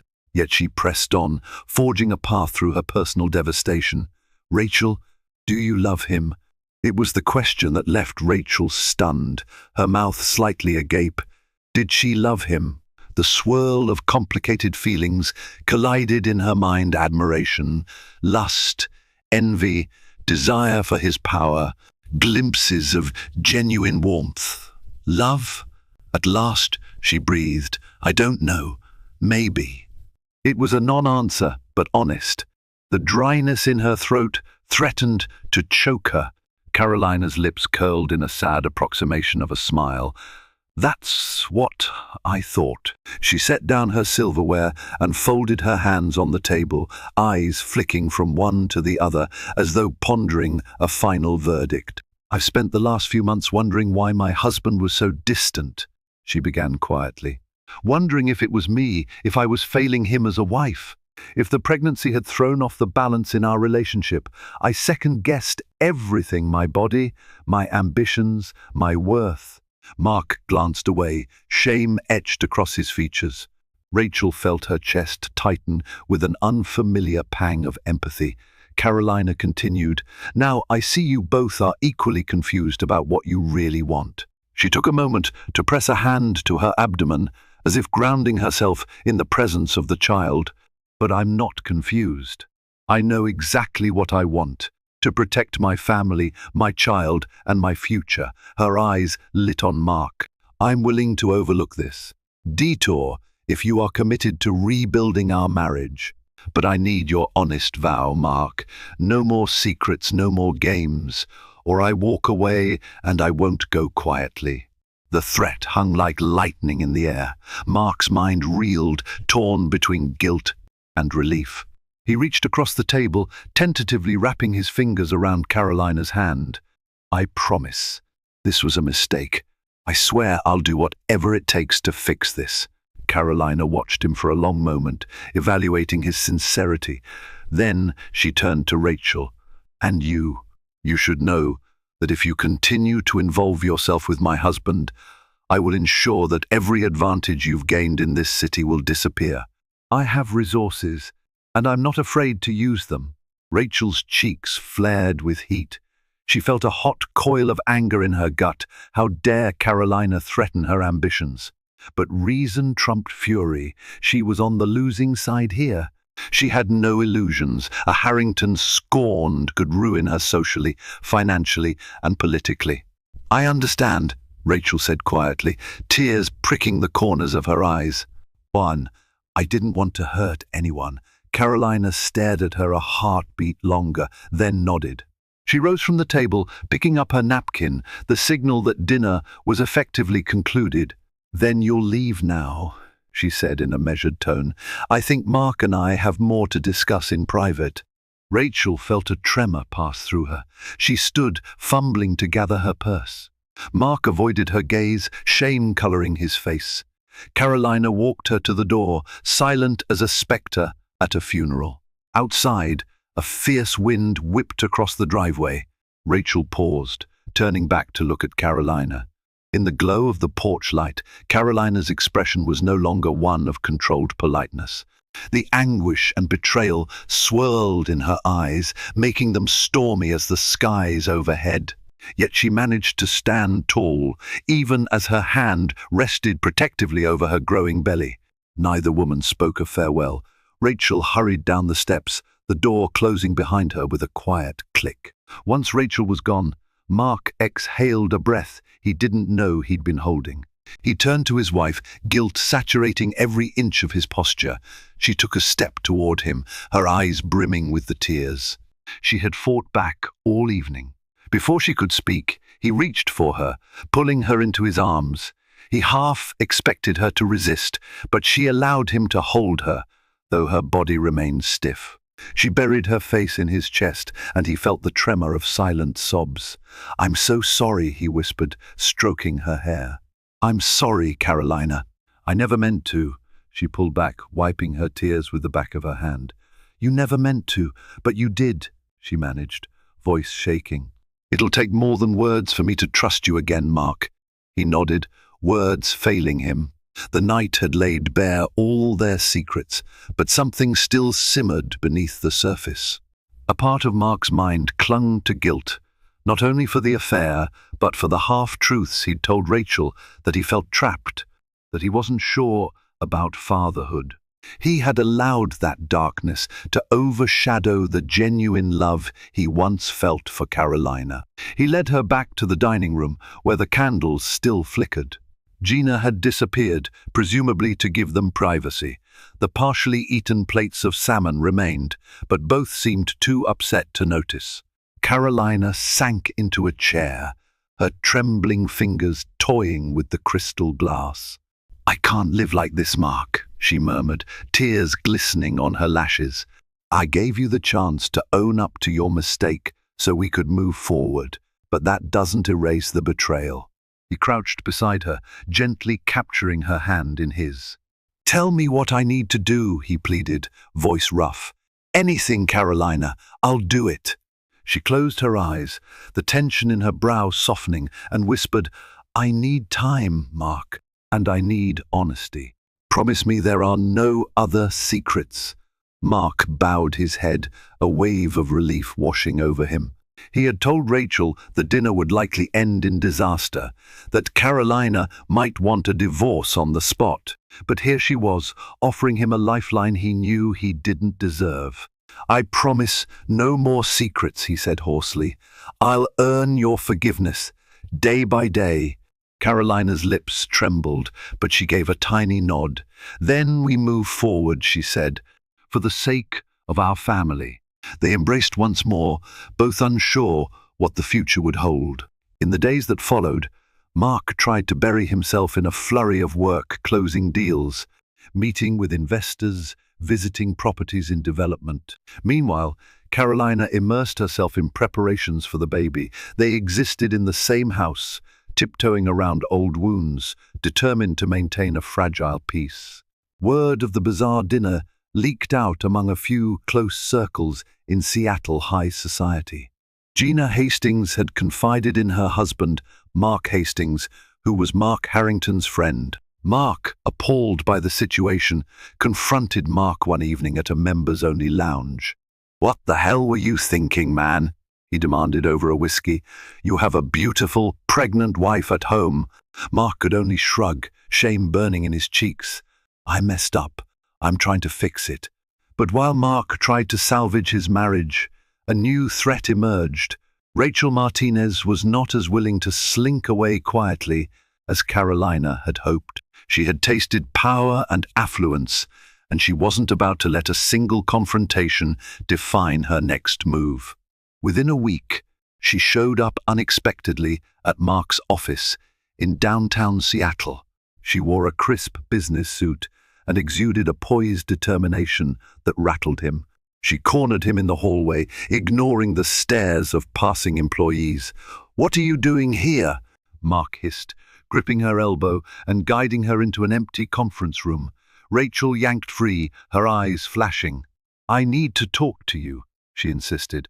"I'm in trouble, Mark." He frowned. "What do you mean?" She paced the length of the room, biting her lower lip. "Someone's threatened me." A phone call in the middle of the night. A man's voice telling me that if I don't leave Seattle, I'll regret it. Mark's eyes widened. "Did you go to the police?" Rachel laughed harshly. "And tell them what? That I was your mistress? And your wife probably hired someone to intimidate me? You think that won't end up splashed across every gossip site in the city?" Mark's stomach twisted. Carolina had said she'd do anything to protect her family, but would she go so far as to threaten Rachel? "Carolina wouldn't stoop to this," he said, though the edge of uncertainty in his voice betrayed him. "She's upset, but she's not the type to hire a thug." Rachel snorted, folding her arms. "You'd be surprised what people will do when everything's on the line. I have a strong suspicion that she, or someone close to her, is behind this. Look, I'm not trying to meddle in your marriage anymore, but I'm not going to be run out of town like a criminal." Mark pressed the heels of his palms to his eyes, a headache pounding. "Rachel, I don't know what you expect me to do." She took a step forward, lowering her voice. "Find out who's threatening me, or tell Carolina to call off her dogs. Otherwise, I'll have no choice but to go public with our affair. And trust me, Mark, that will make everything you've built come crashing down." Leaving the conference room, Mark felt the weight of Rachel's ultimatum pressing on his chest. He couldn't imagine Carolina poised, stoic, fiercely proud, resorting to midnight threats. Yet the alternative was that someone else, maybe a jealous colleague or a competitor wanting to exploit the scandal, was pulling the strings. That night he confronted Carolina. In their bedroom, he watched her carefully fold baby clothes into a dresser. She was wearing a loose floral robe, her hair falling over one shoulder. She looked serene, but he knew a storm could lurk behind those eyes. "Carolina," he began softly, "Rachel says she's received threats, that someone warned her to leave Seattle." Carolina's expression sharpened, but she didn't pause in her task. "Oh," she suggested, "it might be you." Carolina let out a long breath. "Mark, if I wanted to ruin her, I wouldn't make an anonymous phone call in the middle of the night. That's amateurish. I have better resources than that. Her voice was calm, but the insinuation sparked a chill in Mark's gut. So it wasn't you, he pressed. She turned to face him, crossing her arms. No, it wasn't. I promised you I'd take the high road, but I also told you I'd do whatever was necessary to protect our family. If I made a move against Rachel, you'd know. It wouldn't be a petty phone call. Mark studied her carefully, searching for any flicker of deceit. Then who else would do this? He asked. She shook her head, stepping closer, her hand going to his arm. Mark, I'm not the only person who cares about you or about the Harrington name. Maybe your father heard rumors. Maybe it's a business rival looking to stir up controversy. There are more possibilities than you realize, he sighed, wrapping an arm around her waist and feeling the gentle swell of her pregnancy. I just want this nightmare to be over, he admitted. Carolina nodded. We both do. A few days later, an unexpected visitor arrived at Rachel's penthouse. She answered the door to find Pamela Jenkins, the very woman who'd introduced her to Mark that night at the Seattle Art Museum Gala. Pamela stepped inside, her tall frame draped in a fashionable coat, her posture exuding an air of self-assured cunning. Rachel offered a nervous smile. Pamela, I wasn't expecting to see you. It's been months. Pamela glanced around the lavish interior, arching an eyebrow. So this is what Mark's money bought you. Her tone was both admiring and edged with sarcasm. Rachel closed the door. I didn't invite you here. What do you want? A sly grin curved Pamela's lips. Information, mostly. I've heard rumors that you're being threatened, that you might cause a scandal for the Harringtons if you don't back down. Rachel's eyes narrowed. Who's been talking? Pamela strolled around the living room, trailing her fingers along the back of a leather armchair. People talk, Rachel. This city's elite is a small circle, and I happen to know you're in a precarious position. Carolina Harrington is no pushover. If she wants to crush you, she can. I came to offer my help. Rachel let out a bitter laugh. Help? Why would you help me? Pamela's dark eyes gleamed with ambition. Because the Harringtons have power and money, and I'm not exactly on their Christmas card list. I introduced you to Mark as a favor to an old friend, but I never foresaw it would lead to this fiasco. If I can get something out of the chaos, all the better. And maybe I can help you keep your head above water. Rachel studied her carefully, remembering how Pamela always seemed to gain from every situation she involved herself in. I'm listening. Pamela took a seat, crossing her legs. I can put you in contact with a journalist at the Seattle Tribune. If Carolina or someone else is threatening you, the press might work in your favor. But you have to move quickly before they shut you down. Rachel felt her heart thud heavily. She recalled her conversation with Mark, how she'd used the threat of going public as leverage. The idea frightened her more than she'd admitted. It could mean social suicide for her. But maybe Pamela was right. Maybe the only way to protect herself was to shine a bright public spotlight on the affair, forcing the Harringtons to handle her carefully. Still, she hesitated, gnawing at her lower lip. What's in it for you, Pamela? Pamela smiled. I have my own axes to grind with certain members of the Harrington family. Let's just say, if they're busy dealing with a scandal, they'll have less time and influence to hamper my business endeavors. Quid pro quo, Rachel. You get your story out, and I get some breathing room to expand my philanthropic brand without their meddling. Rachel inhaled slowly. She felt like she was standing on a precipice, about to jump into the unknown. All right, let's do it, she agreed. But this better not blow up in my face. Not long after Pamela left, Rachel found herself overcome with anxiety. She kept checking her phone, half expecting another menacing call. She had insisted Mark find the source of these threats, but so far he'd come up empty-handed. Now, with Pamela fanning the flames, Rachel sensed she was headed toward a collision course with the Harrington family. Late that night, she settled on her balcony with a glass of wine, the city lights glittering in the distance. The phone rang. Her pulse spiked when she saw the unknown number. Summoning her courage, she answered. She heard a shallow breath, then a low, distorted voice. "You still haven't left, Miss Martinez. This is your final warning. Get out of Seattle or regret it." The line went dead. Trembling, Rachel lowered the phone. A swirl of emotions, fear, anger, defiance tugged at her. She dialed Pamela immediately, ignoring that it was well past midnight. Her friend's crisp voice answered, albeit groggy. "It happened again," Rachel said, breathless. Another threat. Pamela paused. "Then we move forward. Tomorrow you meet the journalist." "We go public, Rachel. It's time." Rachel exhaled shakily. "All right, set it up." Within 48 hours, a sensational piece appeared online on the Seattle Tribune's website, A Mistress's Tale, Hidden Secrets of a Seattle Elite. The article was penned by an investigative journalist known for digging into the city's upper crust. While names were not directly mentioned, the clues left little doubt. Readers swiftly connected the dots. Speculations erupted on social media. The Harrington name was whispered in every coffee shop from Belltown to Capitol Hill. Headlines teased, "Millionaire's Mistress Speaks Out," and real estate scion's alleged affair exposed. Carolina discovered the article early one morning when her phone buzzed uncontrollably with messages. She read it, her face growing paler by the second. Mark, still nursing a morning coffee, saw her expression and felt dread coil in his stomach. "What is it?" he demanded. She shoved the phone toward him.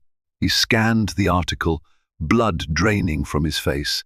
Though the journalist had altered certain identifying details, it was unmistakably about them, timelines, hints about a pregnant wife, references to the scion of a well-known real estate dynasty, direct quotes from an unnamed mistress about fearing for her safety.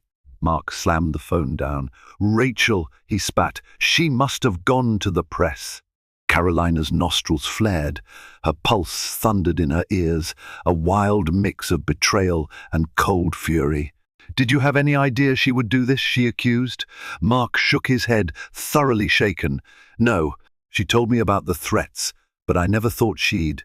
She's threatening to drag our name through the mud." Carolina pressed her lips into a tight line. "She already has, Mark." In the days that followed, the Harrington public relations team scrambled to contain the damage. Denials were made, strategic phone calls to quell rumors, attempts to bury the story with larger press releases about the Harrington Corporation's upcoming philanthropic initiatives. But the stain had spread. Overnight, Mark was dodging paparazzi at the building entrances.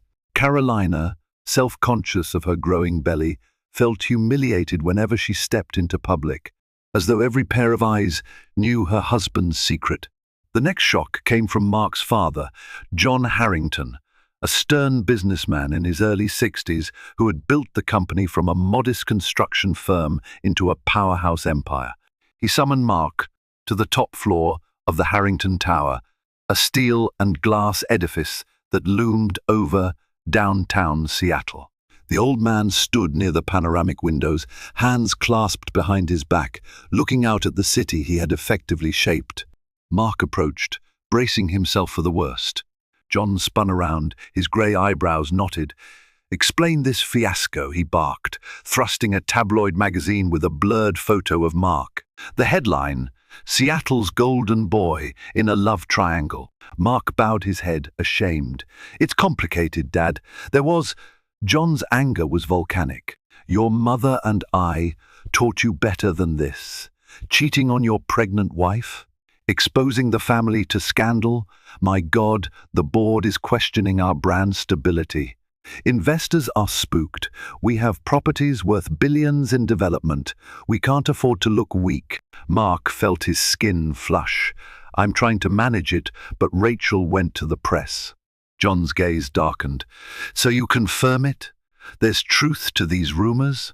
Mark nodded mutely. For a moment, John stared at him, the silence heavy and ominous. Then, John snatched up a file from his desk. "I don't care what it takes. I want this girl out of Seattle, out of your life. Buy her off, threaten her with legal action, do whatever it takes. If you don't, I will, and I won't be gentle." Mark swallowed hard. He felt a pang, recalling Rachel's frantic claims that someone was already threatening her. Could his father be the culprit? It wasn't inconceivable. John Harrington had never flinched from ruthless measures to protect the family legacy. "Just handle it," John growled, "because if you fail, I'll personally ensure you're cut off. I'd rather hand my empire to your cousin Daniel in London than watch you wreck everything." The ultimatum seared into Mark's mind. He staggered out of the office, feeling battered. For the first time, he realized his father's potential involvement in the threatening phone calls. Rachel might have been right. Carolina wasn't the only one capable of intimidation. A few nights later, Mark sat alone on a bench in Volunteer Park, the city lights glimmering around him. He'd slipped away from the estate to gather his thoughts, away from Carolina's quiet heartbreak, away from his father's ultimatum. The entire world seemed to be closing in. Then, to his surprise, he saw Gina Hastings approaching through the dim glow of a street lamp. Her breath misted in the cool air as she settled beside him. "Carolina's worried about you," Gina said gently. Mark nodded, staring down at his hands. "I just needed some space." She tilted her head, studying him. "You've made a mess, Mark. But for what it's worth, I know you still love Carolina. Don't give up. She needs you to step up. Fix this." He heaved a sigh. "I know. But Rachel's not backing down. My father's threatening me. My wife barely trusts me. And there's a baby on the way." His voice cracked. "I'm terrified." Gina placed a hand on his shoulder. "Terror can be a motivator or a prison. If you love Carolina, if you want a future with your child, you'll find a way to protect them, whatever it takes." Mark lifted his gaze, struck by Gina's seriousness. Something in her eyes shone with fierce loyalty for her friend. "I'll fix it," he repeated, clinging to the thought. "I have to." That weekend, Mark decided to confront Rachel head-on. He set up a meeting in a public place, an upscale hotel lounge, hoping to keep the conversation civil and avoid any tabloid photographers lurking. Rachel arrived looking tense, scanning the room as if expecting an ambush. "I'm here," she said tersely, taking a seat across from him in a velvet-lined booth. He nodded. "I won't waste time. The threats you've been receiving, I suspect my father might be behind them. I had no idea. But now, with your interview, everything's exploding. He wants you gone, by any means." Rachel's jaw tightened. So he really would stoop that low? Mark's expression was grim. "He's done worse in the business world. You need to leave town for your own safety. I'll buy your plane ticket, set you up somewhere else. Anywhere you want. Just please, go." Rachel stared at him, her eyes brimming with a confusing mix of emotions. Hurt, defiance, perhaps a flicker of regret. "Are you doing this for me or for you?" Mark's voice trembled, raw honesty surfacing. "Both. My father won't stop until he silences you. I don't want you harmed, but I also need to save my marriage, my family's future. Staying here endangers everyone." She let out a shuddering sigh, blinking back tears. For a moment, the woman behind the ambition peeked through someone lonely, longing for belonging. "So that's it," she whispered. "You and Carolina live happily ever after, while I slink away, humiliated. Is that my reward for caring about you?" He raked a hand through his hair, frustration etched across his face. "Rachel, we both made choices. But if you keep pressing this, if you stay in Seattle, my father or someone else is going to retaliate. You've seen what they're capable of." Silence fell, thick with tension. At last, Rachel swallowed hard, nodding. "Fine, I'll go.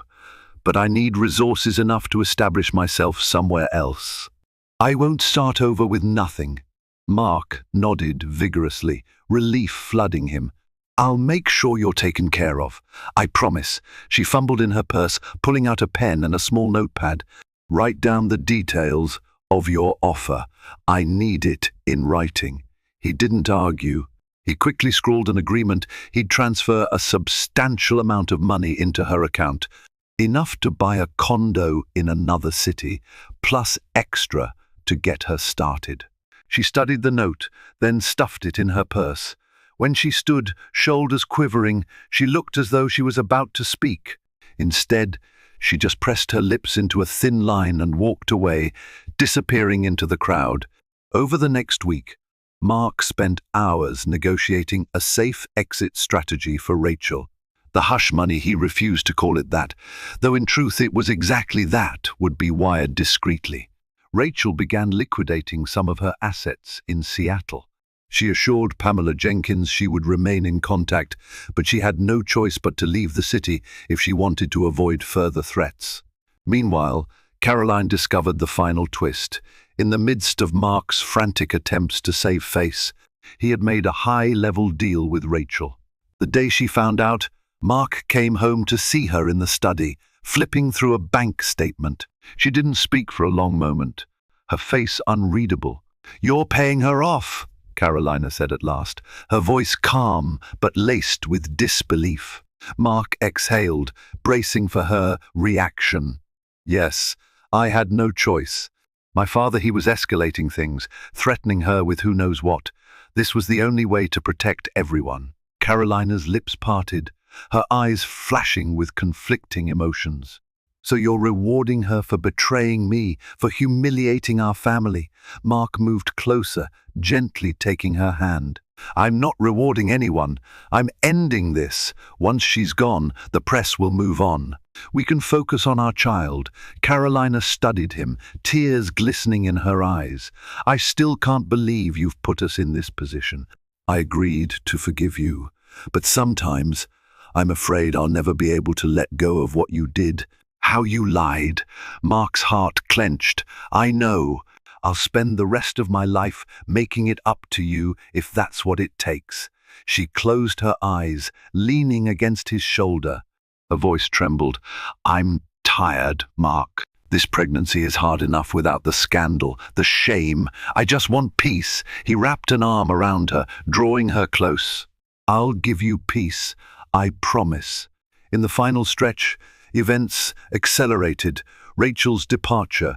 True to their agreement, Mark facilitated the transfer of funds.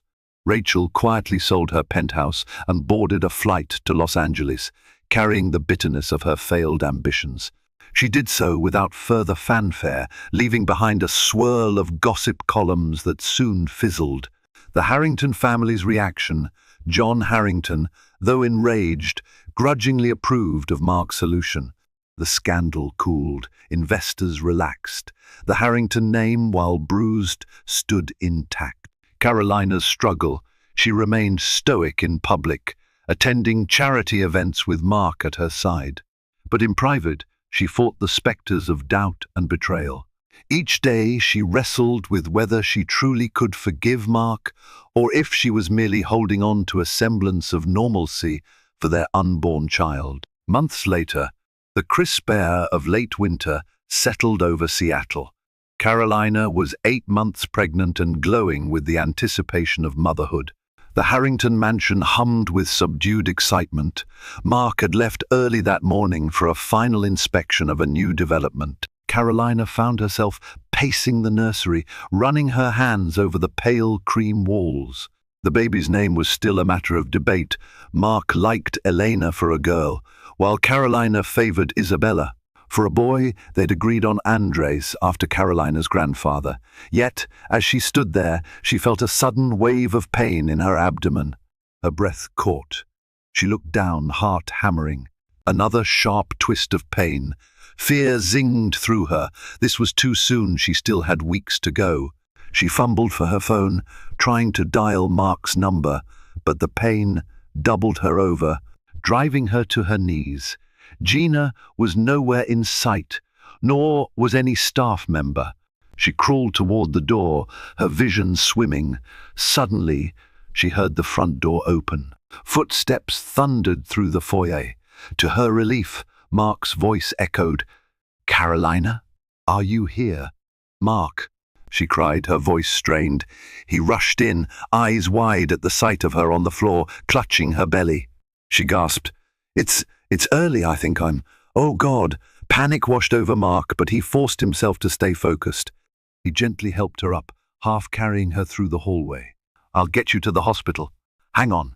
At Seattle General Hospital, Carolina was whisked away by nurses, while Mark answered frantic questions from doctors.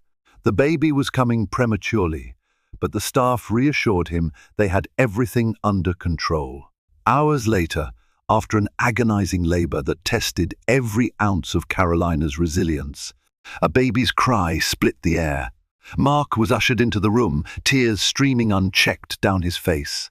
Carolina lay exhausted, hair plastered to her forehead, but a serene glow radiated from her eyes. The doctor gently placed a swaddled infant into her arms. "A little girl," the doctor announced softly, stepping back. Carolina's heart soared with relief, tears slipping down her cheeks as she gazed at the perfect face of her daughter.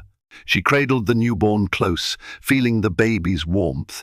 Mark rested his forehead against hers, overwhelmed by gratitude and awe.